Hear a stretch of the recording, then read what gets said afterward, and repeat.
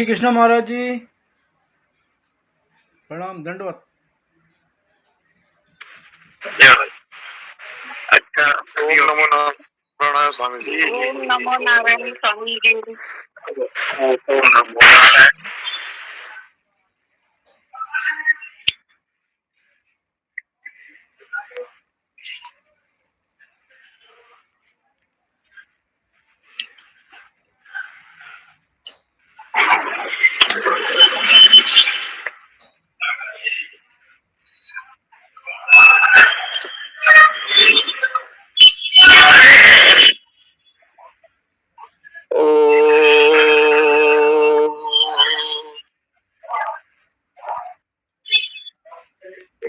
वसुदेव सुतं देवं कंसचाणूरमर्दनम् देवकी परमानन्दम् कृष्णं वन्दे जगद्गुरुम्। कृष्ण त्वदीय पद पंकज पंजरन्ते अद्येव मे विशतु मानस राजहंस। प्राण प्रयाण समये कफवात पित्तै कंठावरोधन विधौ स्मरणं कुतस्ते। जन्मादस्य यतन्मयादितरतश्चार्थेष्वभिज्ञस्वराट् तेने ब्रह्म हृदयादिकवये मुह्यन्ति यत्सूरयः। तेजो वारिमृदां यथा विनिमयो यत्र त्रिसर्गो मृषा धाम्ना स्वेन सदा निरस्तगुहकम् सत्यं परं धीमहि। शंकराचार्यं केशवं बादरायणं सूत्रभाष्यकृतो वन्दे भगवन्तो पुनः पुनः। ईश्वरो गुरुरात्मेति मूर्तिभेदो विभागिने व्योमवद्व्याप्तदेहाय दक्षिणामूर्तये नमः। ओम शांति शांति शांति।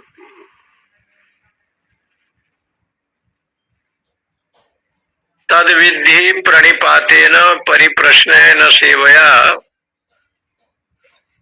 तद विज्ञानार्थम गुरुमेवाभिगच्छेत् समित पाणी श्रोत्रियम ब्रह्मनिष्ठम। परीक्ष्य लोकान कर्मचितान ब्राह्मणो निर्वेद माया नास्ति अकृतः कृतेन तद विज्ञानार्थम गुरुमेवाभिगच्छेत्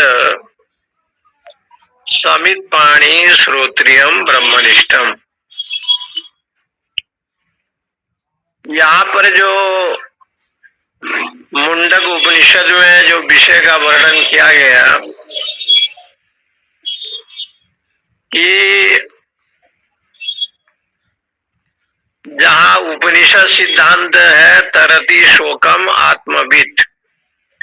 आत्मवेत्ता जो भी होता है, चाहे आत्म को जानने वाला, आत्मना वेत्ति आत्मवेत्ता, आत्मा को जो जानता है। आत्मना वेत्ति आत्मवेत्ता का मतलब है कि विवेक वैराग्य से संपन्न हो करके जो साधक अहम ब्रह्मास्मि यानी मैं ही आत्मा हूँ, ब्रह्म हूँ, ऐसे भाव जिनके जीवन में आ जाए, या जो अपने को इस प्रकार से जान लेता है, उसको आत्मवेत्ता के रूप में कहा गया है। तरति शोकम आत्मविद। उस आत्मवेत्ता जिसको कहते हैं उसको अन्य भाषा में गुरु कहते हैं। गुरु ये गुरु शब्द का प्रयोग होता है। आज ऐसे कोई विषय था तो उसमें आया था, महात्मा दिखा रहा था, जगत गुरु कृपालु चालीसा।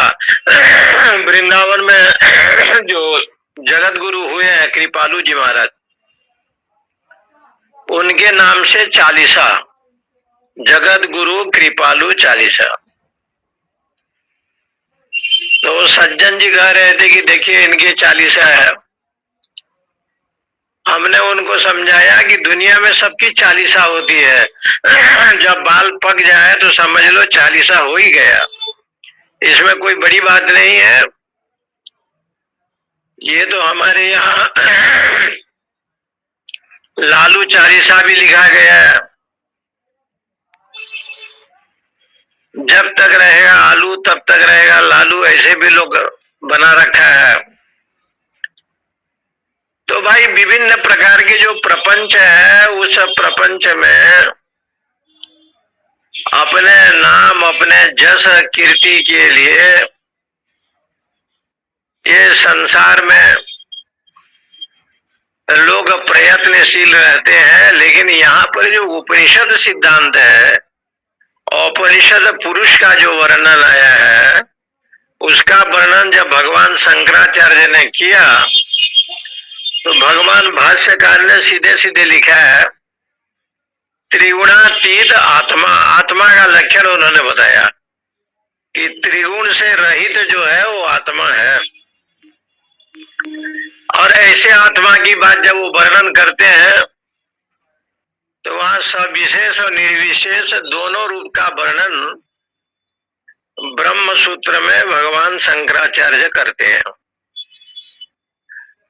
भगवान में देवी संपदा भरा पड़ा है, इसलिए सविशेष है। और देवी संपदा होने पर भी ओंकार के रूप में प्रतिष्ठित है, इसलिए जो है वो निर्विशेष है। सारे सद्गुण कृष्ण में है, क्योंकि सविशेष है। परंतु मृद भक्षण लीला में माटी भी खाते हैं, जामला अर्जुन के पेड़ में भी बनते हैं, इधर भगवान कालिया के सिर पर नृत्य करते हैं, इधर वृंदावन में रास लीला करते हैं, इधर दही और मक्खन की चोरी करते हैं। तो बड़े बड़े महापुरुषों ने कहा कि ये भगवान की सविशेष लीला है। सविशेष लीला का मतलब है कि आप यात्रा में निकले हैं, गुरु पूर्णिमा में गुरु दरबार में पहुंचे हैं, और आपके साथ आपके पत्नी भी है, बच्चे भी हैं। चलो आज महाराज जी का दर्शन करें। आज गुरु पूर्णिमा है, अथवा गुरु के गृह में आप गए हैं। ये है सविशेष। जितने आपके सपरिवार हैं उनको लेकर के चलते हैं। तो भगवान जो अवतार लेते हैं, दो विषय को तो लेते ही हैं। पहले ऐश्वर्य शक्ति को ग्रहण करते हैं, और भगवान अपने माया शक्ति को लेते हैं, क्योंकि माया शक्ति के बिना लीला नहीं बनेगा। रोना गाना बजाना हंसना ये सब जो है ना, बिना माया के संभव नहीं है। मायातीत होने पर भी, माया से रहित होने पर भी परमात्मा को ये सब काम करना पड़ता है। यदि वो नहीं करेंगे तो उनका लीला बनेगा नहीं। परंतु उस लीला के विषय में शास्त्रों में कहा गया है, परिनिष्ठितोपि निर्गुण्य उत्तम श्लोक लीलया गृहीत चेता राजर्षे आख्यान यद अधीतवान।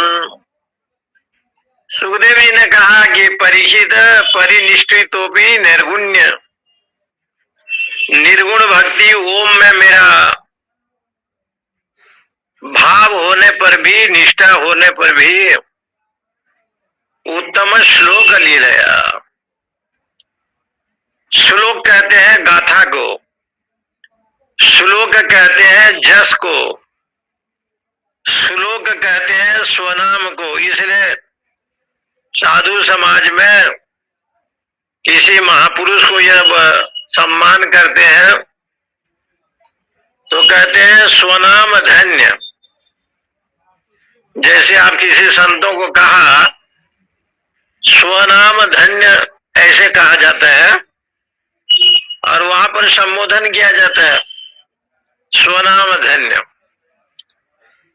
महापुरुषों को जो है ना, जब संबोधन किया जाता है, महापुरुष तो देहाती होता है ना, वो भगवत भक्तिमय होता है। और जब बड़े विद्वानों को जब कहा जाता है, धन्यवाद दिया जाता है, तो एक शब्द और जोड़ा जाता है, उसका नाम है सर्वतंत्र स्वतंत्र। एक शब्द की व्याख्या संस्कृत में आता है सर्वतंत्र स्वतंत्र।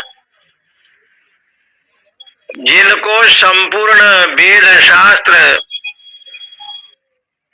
अथवा षडंग विद्या, शिक्षा, कल्प, व्याकरण, निरुक्त, छंद, ज्योतिष, सारे के ऊपर अधिकार है, उसको कहते हैं सर्वतंत्र स्वतंत्र। मीमांसा का भी ज्ञान है, न्याय का भी ज्ञान है, सांख्य का भी ज्ञान है, योग का भी ज्ञान है, धर्म अधर्म के विषय में भी ज्ञान है, तो उसका नाम होता है स्वतंत्र, सर्वतंत्र स्वतंत्र। शास्त्रीय ज्ञान को भली भांति जो अपने हाथ में रखा है, अधिकारी पुरुष है। इसलिए यहाँ पर मधुसूदन सरस्वती जो हुए थे,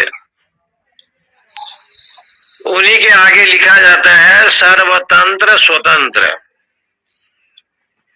क्योंकि मधुसूदन सरस्वती कृष्ण भक्ति में ओतप्रोत होने पर भी अद्वैत वेदांत के कल्प वृक्ष थे, अद्वैत वेदांत के समुद्र थे। इसलिए मधुसूदन जी को सर्वतंत्र, जो अद्वैत सिद्धि लिखता भी है, रास पंचाध्याय की व्याख्या करता है, जो महापुरुष है गीता जी के ऊपर भाष्य लिखता है और बड़े बड़े वेदांत ग्रंथों को भी जो लिखता है और पढ़ता है, उसका अधिकार है। इसलिए मधुसूदन सरस्वती को सर्वतंत्र स्वतंत्र कहा गया। वाचस्पति मिश्रा को, जो दक्षिण भारत के महान पंडित वाचस्पति, जिनके पत्नी का नाम भामती कहा गया है, 32 वर्ष की आयु में भी शादी के बाद अपने धर्म पत्नी का ज्ञान नहीं था कि मेरी पत्नी भी है। जो इतने शास्त्रों में निपुण थे, इतना शास्त्रों में रमे हुए थे, ऐसे जो सदगृहस्थ वाचस्पति मिश्रा जी को सर्वतंत्र स्वतंत्र कहते हैं, सर्वतंत्र स्वतंत्र। इसलिए जो है ना, संपूर्ण आगम और निगम, आगम ग्रंथ के ऊपर और निगम ग्रंथ के ऊपर। निगम हो गया वेद, चारों वेद, आगम हो गया स्मृति, धर्म ग्रंथ, कल्पद्रुम, नैघंटु, सभी के ऊपर जिनका अधिकार है ना, वो आगम और निगम। आगम निगम पुराण बखाना, आगम भी कहा, निगम भी कहा। निगम शब्द का अर्थ वेद, नितराम गमयति इति निगम। जो नए नए वस्तु को प्रदान करे उसको कहते हैं निगम। आसमंतात गमयति इति आगम।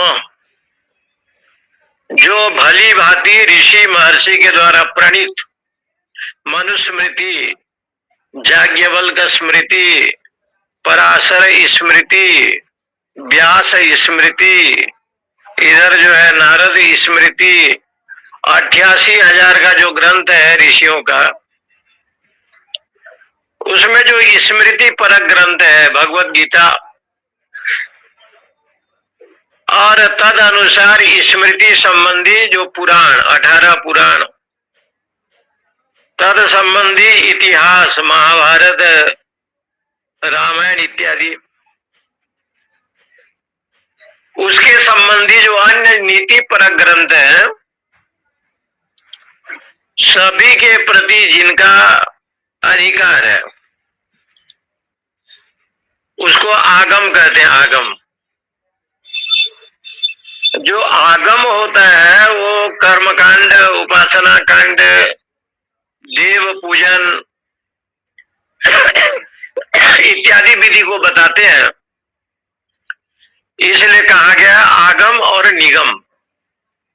निगम शब्द का अर्थ होता है वेद, नितराम गमयति, इसलिए निगम को यहाँ वेद कहा। वेद को कल्प वृक्ष की उपाधि दी गई। कल्प वृक्ष के नीचे जो बैठता है उसको जो संकल्प करता है वही फल मिलता है। भगवान यहाँ वेद है और परमात्मा कल्प वृक्ष भी है, और कल्प वृक्ष के नीचे सारा दुनिया के लोग बैठे हैं। जो चाहते हैं कल्प वृक्ष देता है। धर्म चाहते हैं, अर्थ चाहते हैं, काम चाहते हैं, मोक्ष चाहते हैं, चतुष्टय पुरुषार्थ की प्रदान करने वाला जो विषय है वो जो है ना आपको कल्प वृक्ष देता है। निगमम कल्पतरोर गलितम फलम, इसलिए वो जो कल्प वृक्ष का जो फल है उसको जो ग्रहण करता है। तो कहा कल्प वृक्ष हो गया कामधेनु, जो कल्प वृक्ष है स्वर्ग में है वो क्या है? तो बोले आवाज नहीं है क्या? नहीं स्वामी जी, बहुत अच्छी आ रही आवाज।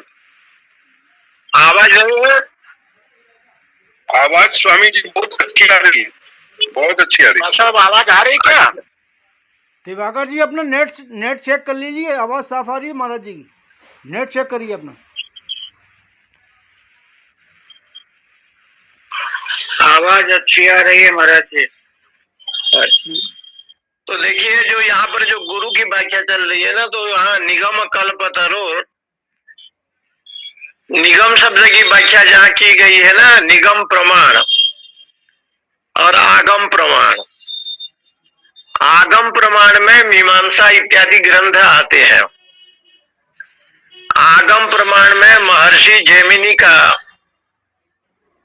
जो पूर्व मीमांसा ग्रंथ है वो सब आते हैं।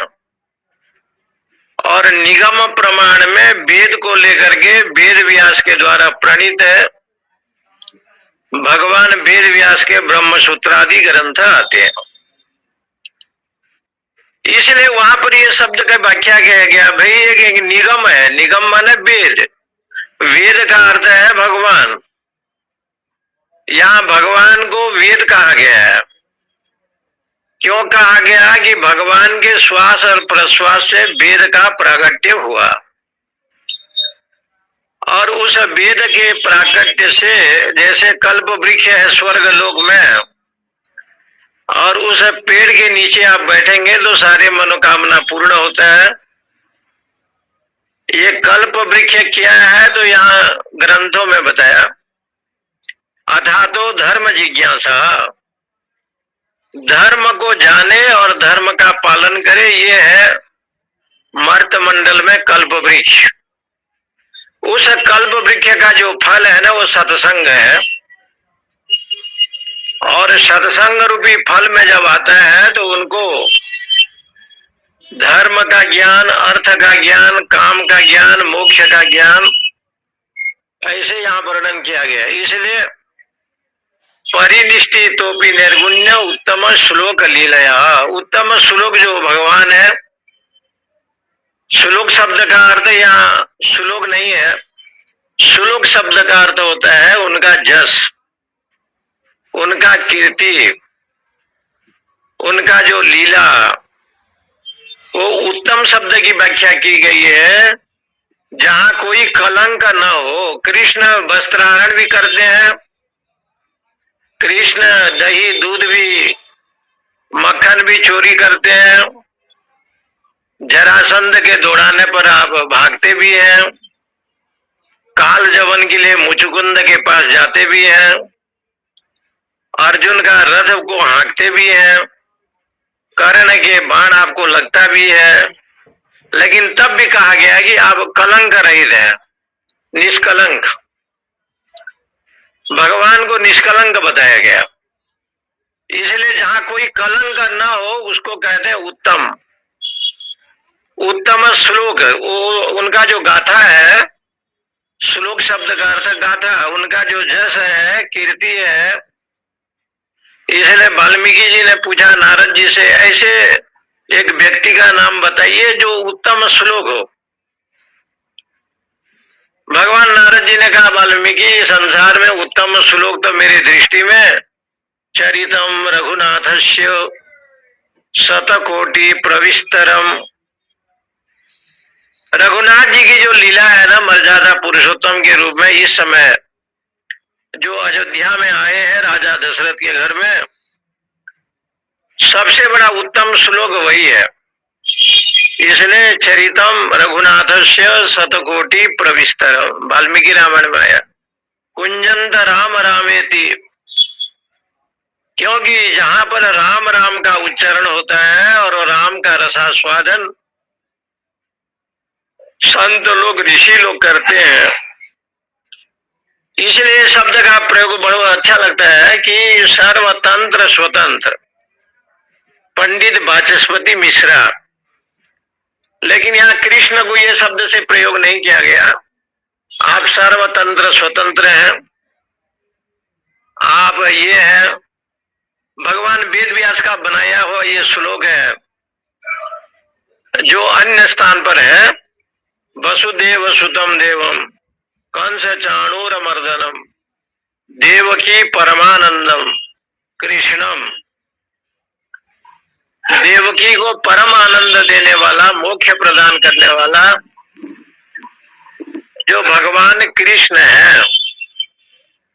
कृष्ण शब्द की व्याख्या जब की गई गर्गाचार्य ने, तो बोले कृष्ण का अर्थ होता है किसान।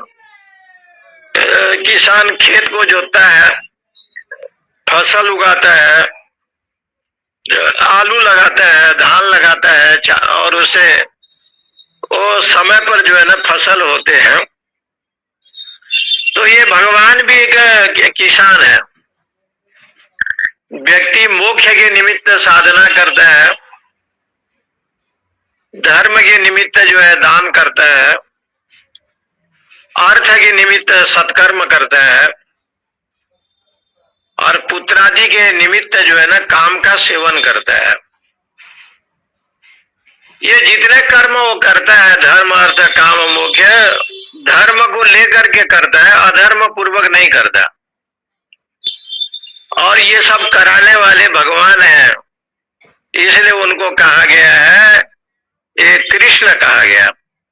सबको आप जो है ना खेत के जोतते हैं, खेती जैसे किसान करता है वैसे आप खेत का एक काम करते हैं, इसलिए तुम्हारा नाम कृष्ण है। ऐसे तो भागवत में, अन्य ग्रंथों में अनेक प्रकार से लिखा है कि भगवान जो है बादल के तरह वर्ण के थे, नव नीरदा भास, इसलिए कृष्ण कहा गया। लेकिन कृष्ण के साथ एक संबंध बताया गया है, जगत गुरु।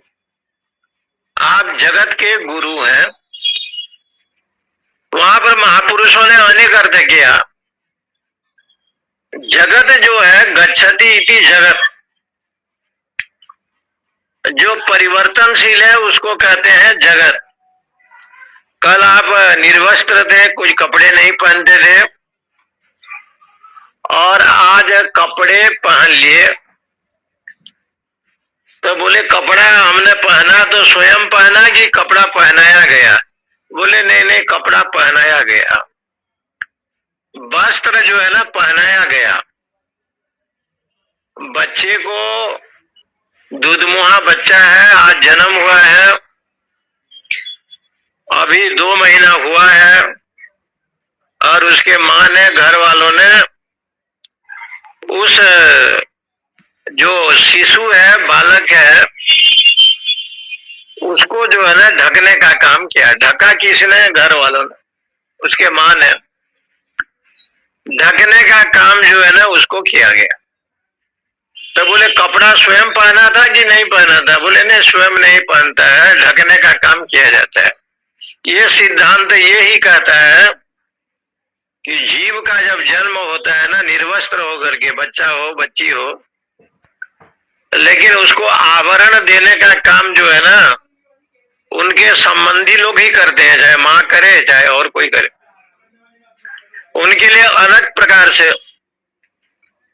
तब कहा कि भगवान फिर क्या करते हैं? तो भगवान ने सोचा कि मेरा बेटा है, आज स्कूल जाएगा तो अलग बेस में है, क्रिकेट खेलने जाएगा तो अलग बेस में है, कहीं घूमने जाएगा तो अलग बेस में है।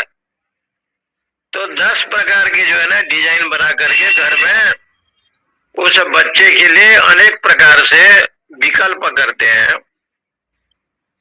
वो स्कूल का ड्रेस अलग होता है, खेलने जाएगा तो अलग होता है, और कहीं जाएगा तो अलग होता है। तो भगवान ने कहा कि मेरे बेटे के लिए तो ड्रेस बनाना चाहिए, तो ड्रेस बनाने का काम प्रकृति ने किया, माया शक्ति ने किया, और ड्रेस बनाते बनाते उसने 84 लाख सहस्त्र ड्रेस रंग एक कपड़े को बनाए। 84 लाख हजार इतने कलर किया वो कपड़े का। पहनने का काम कौन किया? आप लोग, हम लोग, जितने जीवात्मा है वो सब कपड़े को पहन रखा है। 84 लाख, इसलिए 84 लाख जो वस्त्र को पहनने का काम जो है ना मनुष्य करता है, जीव करता है।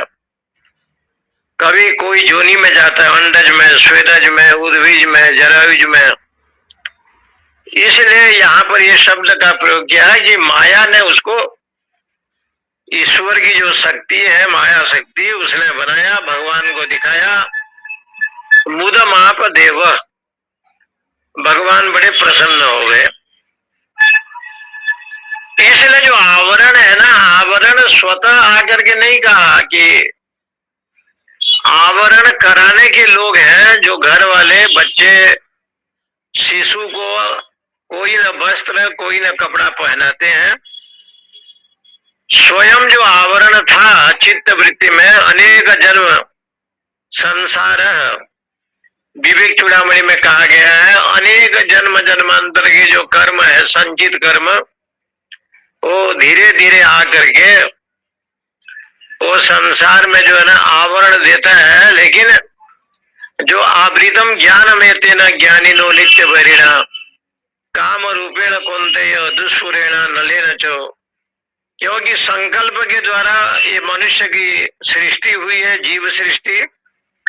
संकल्प यहाँ मूल है, इसलिए व्यक्ति के जीवन में संकल्प का उदय पहले होता है। तो उसके लिए यहाँ पर लिखा गया है कि ये जो 84 लाख सहस्त्र योनि है, इस योनि से पार होने के लिए तद विज्ञानार्थम, उस ब्रह्म को जानने के लिए, क्योंकि जोनी बनाने का काम भी वो ब्रह्म ने किया, संकल्प भी उसने किया, संसार भी उसने बनाया। तदेव सृष्टवा तदेव अनुप्राविश्य, छांदोग्य उपनिषद। वो संसार को बनाया भी है और उसमें प्रवेश हुआ। वही परमात्मा संसार को बनाया, संसार में प्रवेश हुआ। तदेव सृष्टवा तदेव अनुप्राविशत।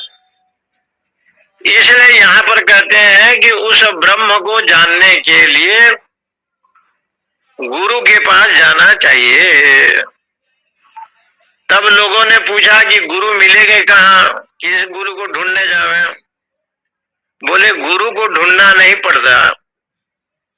गु माने अंधकार, रू माने प्रकाश। अज्ञान रूपी अंधकार से प्रकाश की ओर ले जाने का काम गुरु करते हैं। तमसो मां ज्योतिर्गमय, असतो मां सदगमय, मृत्युर्माम अमृत गमय। ये बृहदारण्यक उपनिषद का है। ये 3 वाक्य लिखा गया बृहदारण्यक उपनिषद में। तो यहाँ पर देखो जो गुरु शब्द आया है ना, इसका अर्थ है तमसो मां ज्योतिर्गमय। अविद्या रूपी अंधकार से ज्ञान की ओर ले जाने का काम गुरु महाराज करते हैं, गुरु करते हैं। जैसे उदाहरण, लंका को देखने का काम संपाति करता है। उसने कहा संपाति जी ने लंका को मैं देख रहा हूं, अशोक वाटिका को देख रहा हूं, सीता जी को ले गया, ये रावण ये भी मैं जानता हूं, लेकिन मैं उड़ करके जा नहीं सकता, मैं उड़ करके जा नहीं सकता। क्योंकि जो मैं देख तो रहा हूं लंका को, लेकिन मेरे शक्ति नहीं है कि मैं लंका को जा करके। अंगद ने कहा कि मैं जा तो सकता हूं, लेकिन आने में संशय। सब लोगों ने अपने अपने बात कही है वहां पर। जाम्बवंत ने कहा मैं तो भगवान की परिक्रमा किया वामन अवतार में, अब बूढ़ा हो गया। जाम्बवंत के वचन सुनाए सुहाए, सुनी हनुमंत हर्षित अति भाए। बोले कि बल बुद्धि से ये युक्त श्री पवन सुत हनुमान जी हैं, लेकिन तुम्हारा जो जन्म हुआ है राम कार्य के लिए हुआ है। तो हनुमान जी गए स्वर्ग लोक में, आकाश में, वो सब पहुंच जाते हैं।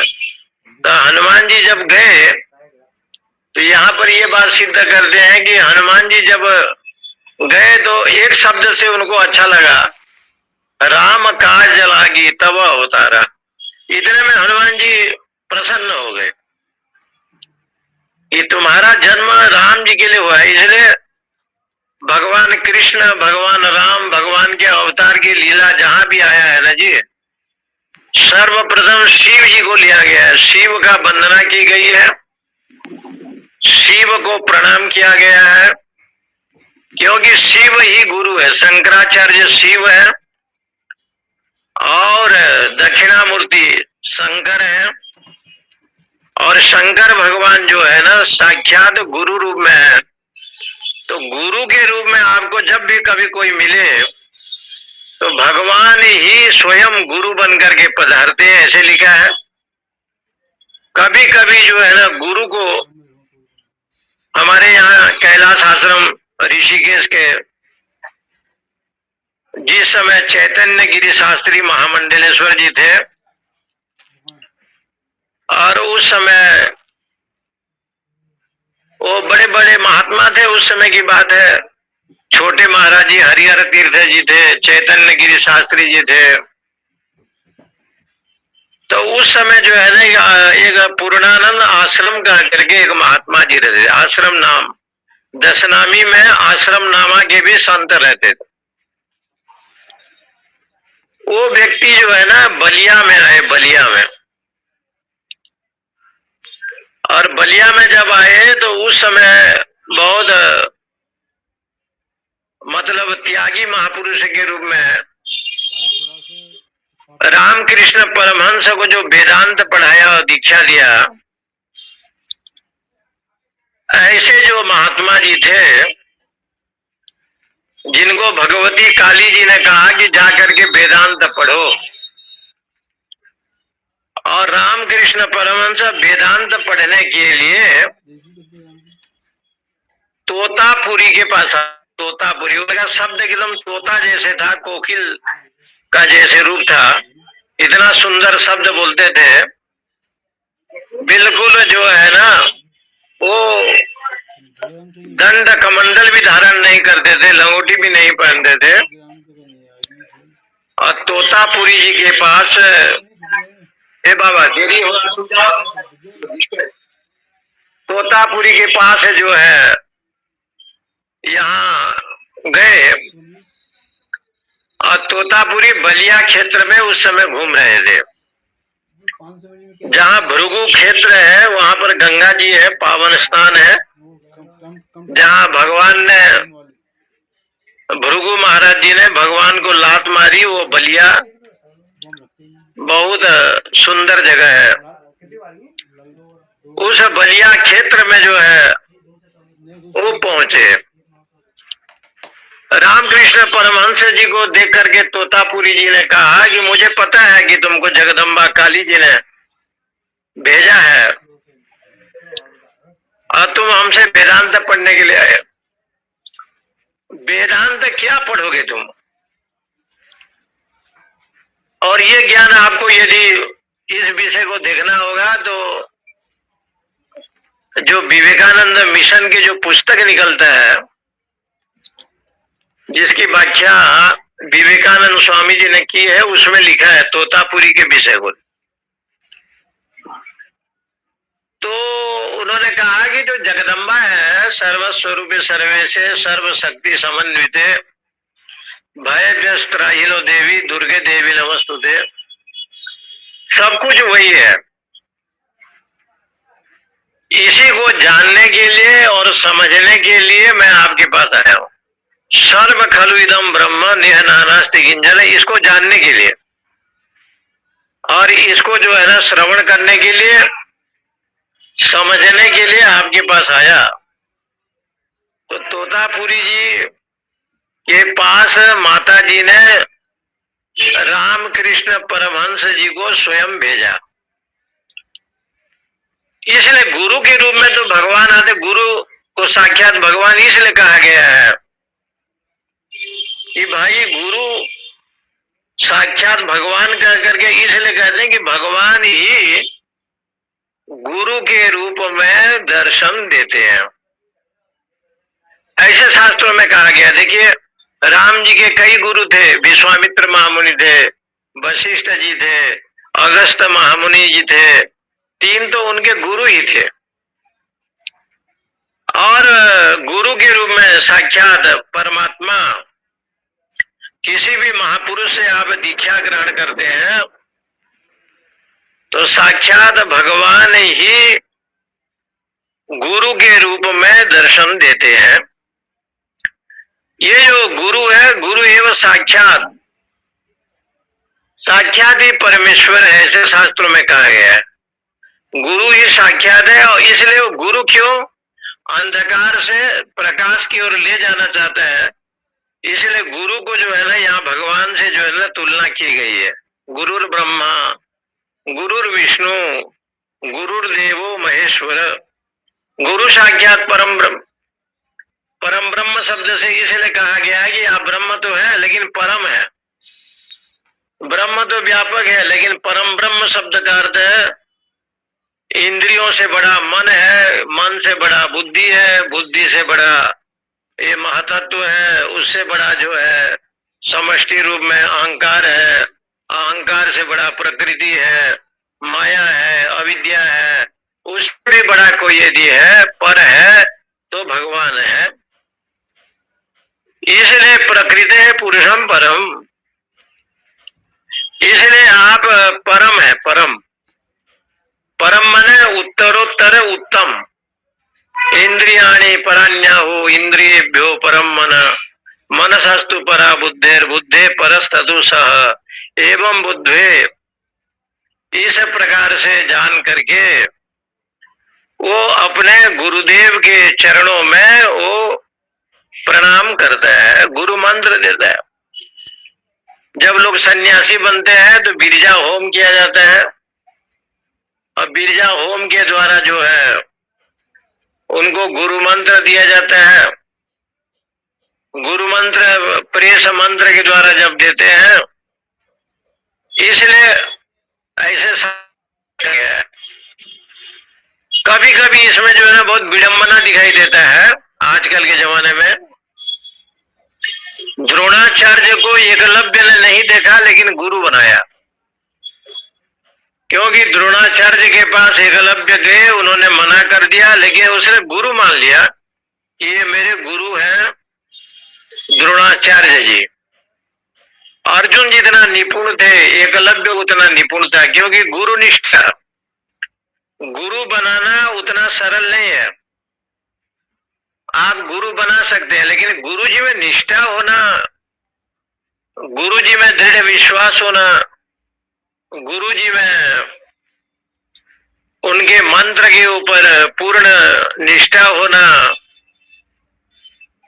ये अपने आप में बड़ा अद्भुत है। इसलिए कहावत ये है, यूं तो ये रामचरितमानस में ये कथा नहीं है, लेकिन सेतुबंध के प्रतिष्ठा में रामेश्वरम में अगस्त मुनि भी थे, देवल भी थे, जावाल भी थे, लेकिन रावण जी जब आया और वहां पर पूजा की, भगवान राम लखन देखते रहे, तो रावण जी को देख करके राम जी ने सोचा कि जिस शिव की पूजा रावण करता है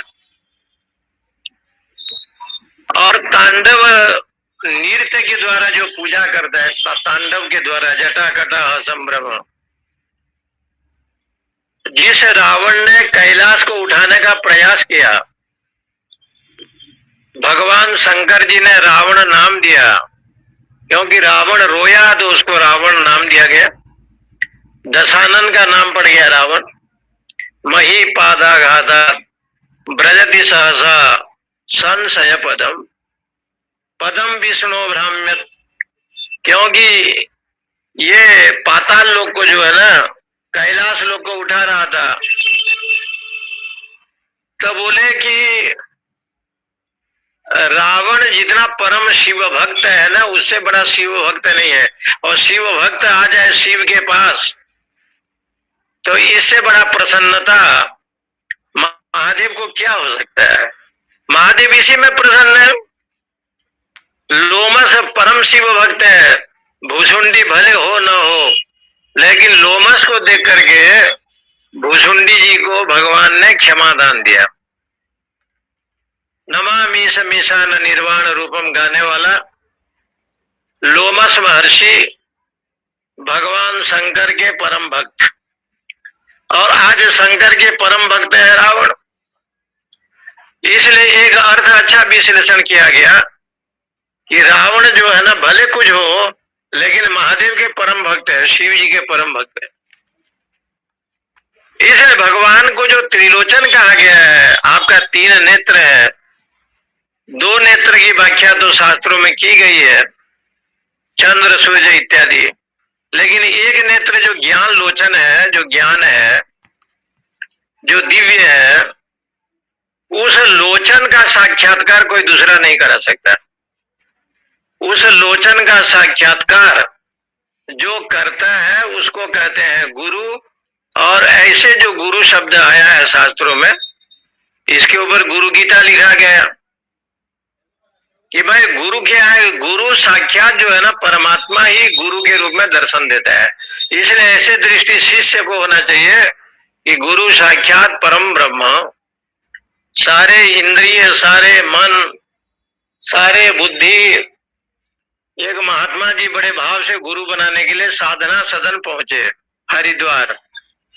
उस समय त्याग मूर्ति गणेशानंद जी वहां थे। पहुंचे, बोले कैसे आए बेटा? बोले गुरु बनाने के लिए। तो किसी भक्त ने काजू बादाम किशमिश बर्तन में लेकर के, कटोरी, चांदी के कटोरी में लेकर के स्वामी जी को दिया और वो खाना प्रारंभ किया। जो महात्मा आया था गुरु बनाने के लिए, उसके मन में सोचा कि बाबा जी तो काजू बादाम सब खा रहा है, थोड़ा दे भी नहीं रहा है। तो उसके मन में अश्रद्धा हो गया। लोगों ने पूछा कि तुम गुरु बनाने के लिए आए थे, क्या हो गया? बोले ये तो ऐसे महात्मा है, काजू किशमिश बादाम छोरा सब खाता है, अपने तो आनंद में है, दूसरे को देता नहीं। क्योंकि गुरु परीक्षा करते हैं ना, परीक्षा लोगान, इसलिए कहा तद विज्ञानार्थम। उस ब्रह्म को जानने के लिए गुरु के पास जाए, तो वहां दो विशेषण दिया, श्रोत्रिय ब्रह्मनिष्ठम। श्रोत्रिय शब्द का अर्थ होता है, श्रोत्र कहते हैं उपनिषद को। श्रुत शब्द का अर्थ है श्रोत्र। भगवान शंकराचार्य भाष्य में लिखा है, श्रोत्र का अर्थ हो गया कान, और ये जो कर्ण है, यहां जो श्रुत शब्द है, श्रुत शब्द मीमांसा न्याय में दो शब्द आता है, एक अनुमिति शब्द आता है, एक श्रुत शब्द आता है। अनुमान का एक शब्द आता है, पर्वतो बन्हीमान धूमवत्वा, ये पहाड़ अग्नि वाला है क्योंकि धुआं है। और एक शब्द आता है श्रुत शब्द, श्रुत। श्रुत क्या है? महापुरुषों से, आप्त पुरुषों से जो शब्द सुनते हैं उसको कहते हैं श्रुत शब्द। श्रुत का अर्थ हो गया उपनिषद, और जो वेदांत संबंधी उपनिषद को जो स्वाध्याय कराया है, कराता है और भली भांति जानता भी है, तद अनुसार आचरण करता है, उसको कहते हैं श्रोत्रिय। गुरु के पास रह करके भली भांति प्रस्थानत्रयी का अध्ययन किया हो, गीता उपनिषद ब्रह्मसूत्र का स्वाध्याय किया हो, और उसको भली भांति, इसलिए इस समय वो स्वामी जी नहीं है, ओंकारेश्वर के स्वामी रामानंद सरस्वती को सब लोग मानते थे। ओंकारेश्वर में जो रामानंद सरस्वती जी थे, जीवन भर स्वाध्याय केवल उपनिषद का, वेदांत का, गीता का, ब्रह्मसूत्र आदि ग्रंथों का स्वाध्याय करना उनका परम लक्ष्य था।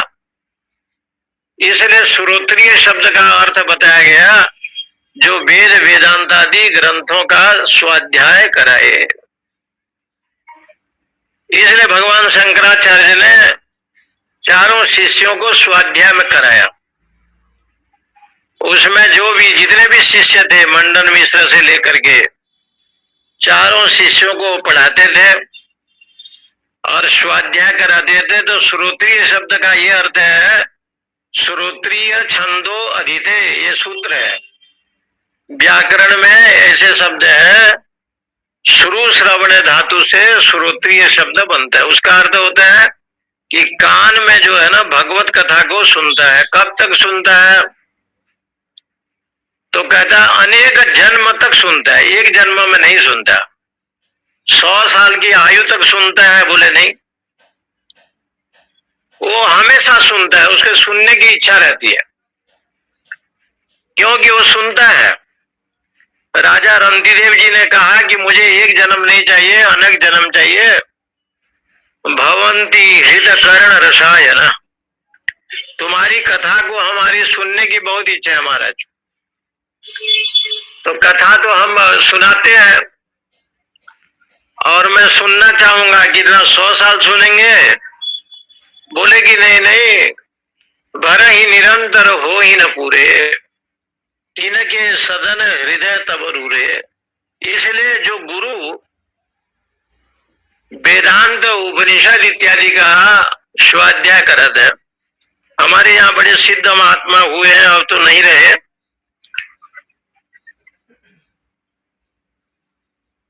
चैतन्य भारती जी महाराज, शिव चैतन्य राज राजेश्वरी मठ में रहते थे, ललिता घाट में। माता जी के बड़े उपासक थे और ग्रंथ पढ़ाते थे।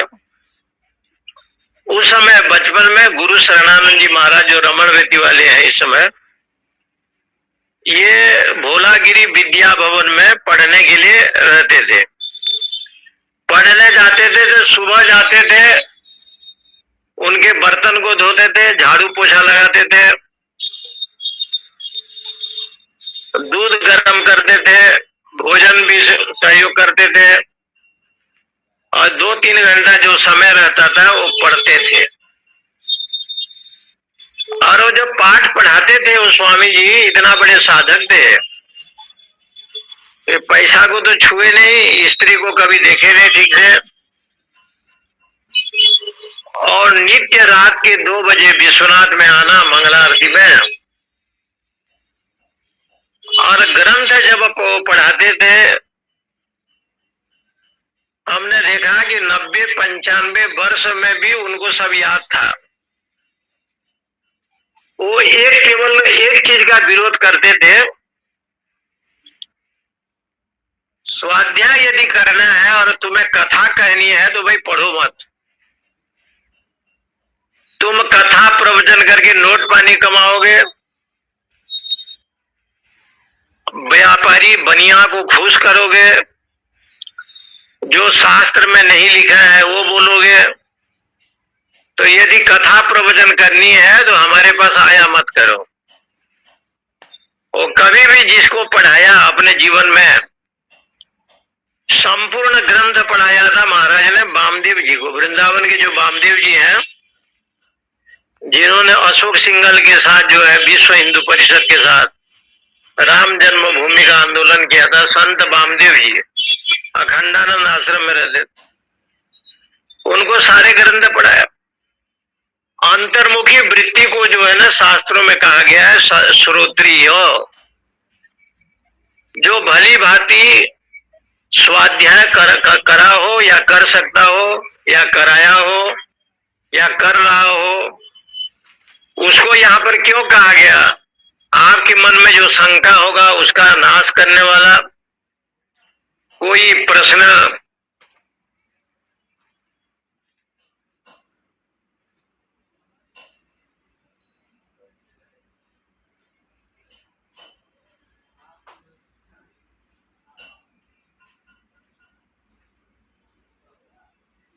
पूछने वाला, इसलिए गीता जी में उसी को तो उठाया, तद विधि प्रविधि प्रणिपाते न।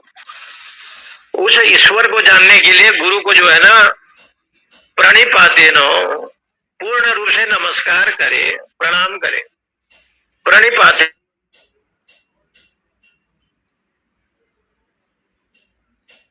प्रश्न का अर्थ होता है शास्त्रीय विधि से प्रश्न पूछे, जिज्ञासु रूप से प्रश्न पूछे, परिप्रश्ने न। और तीसरा है सेवया, सेवा करे, यथाशक्ति जो भी हो सेवा करे।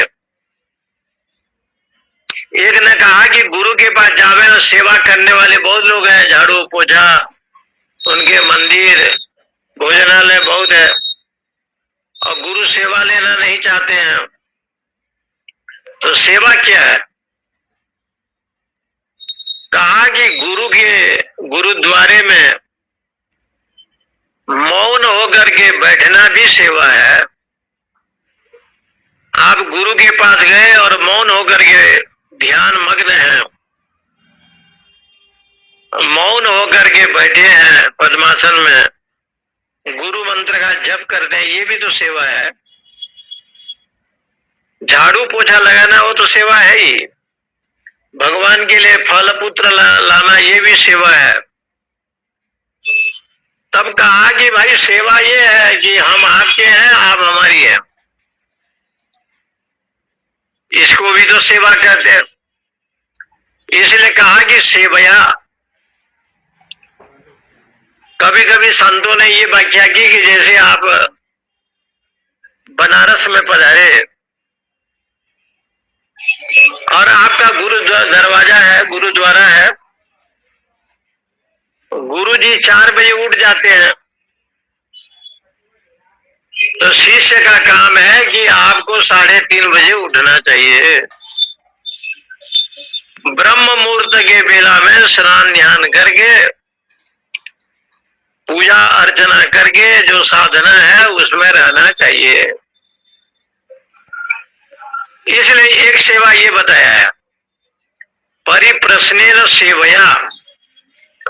सेवया, सेवा का मतलब होता है 2 प्रकार के सेवा होता है, एक तो धन के द्वारा, एक तन के द्वारा।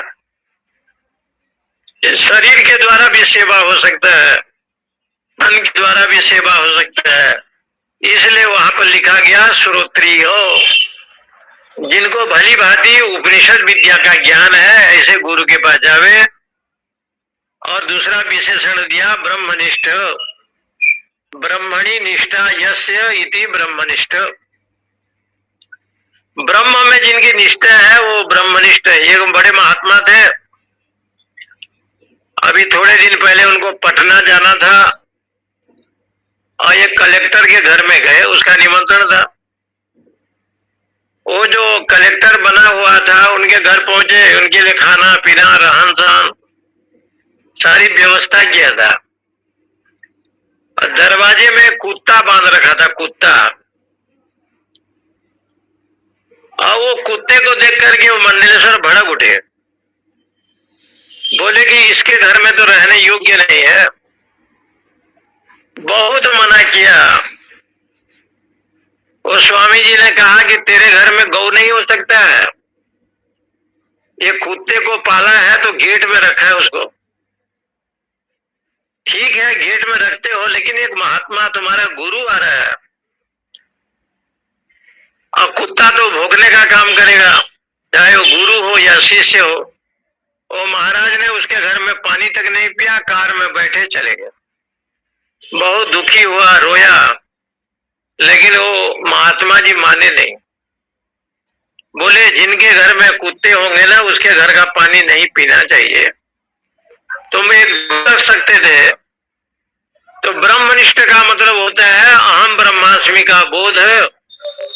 जिस महापुरुष को हो गया है उसको कहते हैं ब्रह्मनिष्ठ। ब्रह्मणि निष्ठा यस्य, ब्रह्म में निष्ठा है जिनकी।